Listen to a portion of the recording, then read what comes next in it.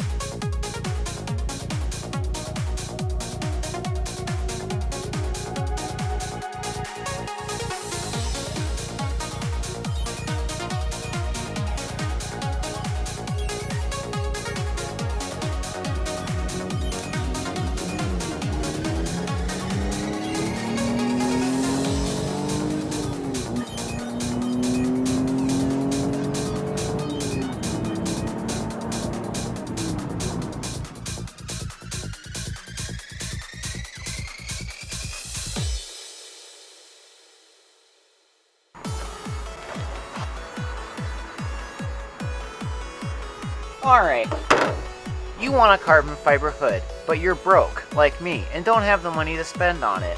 No, I'm not sponsored in this video or any video as of yet. So what I've decided to do is find another way to make the car look sick and effective without spending a bazillion dollars. So I went ahead with the Amazon, eBay, it's going to be the new thing, is the Amazon car mods. This is a $20 universal hood vent.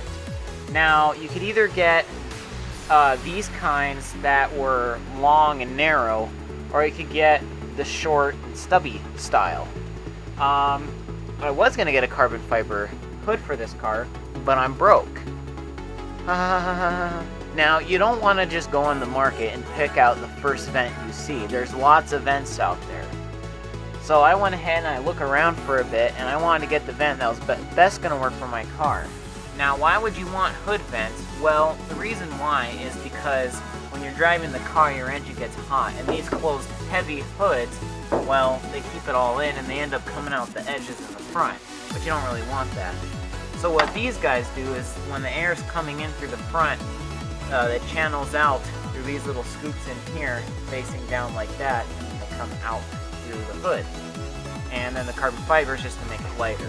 So unfortunately, I don't have money for carbon fiber, but I want the cooling performance of a normal race car, since this car has been autocrossed, and I hope the next person who owns this autocrosses it.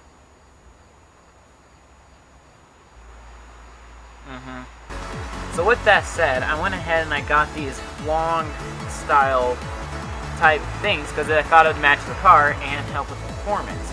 So the first step to figuring out how you're even going to install these is figuring out where in the engine you're going to put them. Are you going to have one, have two, one on here? You kind of have to understand how the wind flow directs in your engine. Now for me, you can see I do not have a lot of tall clearance. What I've discovered is during racing stuff, the edges of my hood will get hot in these areas up in here, in this area.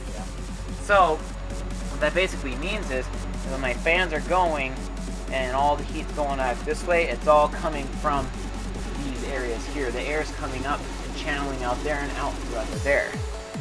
So, I could install these way back in here where the heat's coming from.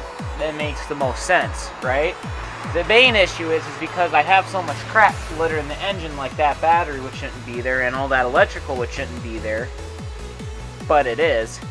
Now I believe a lot of where my heat comes from is mainly through this radiator. I pretty much always have the fans on, and the fans are pushing everything out, let alone everything else that's going on. So for me, the best choice to put these was around here and here.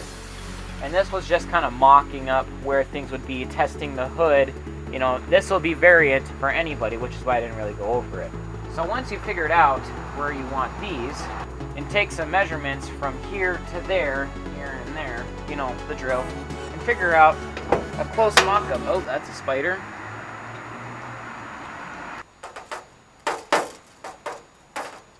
Come on, go away. Ah! Now when you get to this point, after measuring from, that cross point here and this cross point there, just kind of getting your rough mock-up, you don't want to cut yet. Because the reality is this is probably angled more like this, and this one's probably up higher, or any weirdness like that. So what we need to do next is we need to map out the middle length of the car